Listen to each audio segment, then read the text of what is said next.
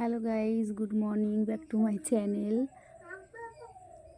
সকালবেলায় ব্রাশ করতে করতে তোমার দাদা বলছিল চলো ওই জমির থেকে ঘুরে আসি। রবিবার ছিল, ছুটি। গিয়ে দেখি সব গাছগুলো মরে গেছে বৃষ্টির কারণে, জল বেঁধে গেছে। দেখো কচু গাছ লাগানো হয়েছে, জল একটু কমেছে। তোমার দাদা বলছে দেখো সব গাছগুলো হয়তো মরে গেছে। বলছে চলো বাড়ি চলে যাই। বেবি রয়েছে বাড়িতে, কান্না করছে,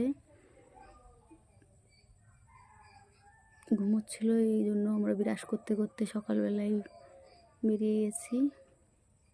দেখো সব জায়গায় কাদা হয়ে গেছে। বাগানে এসে একটা ভাইয়ের সাইকেল পেয়েছে।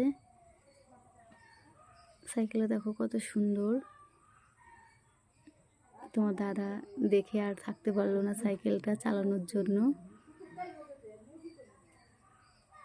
দেখো সাইকেলটা দেখো কি সুন্দর। বন্ধুরা, কার কার কেমন লেগেছে সাইকেলটা অবশ্যই কমেন্ট করে জানাবে।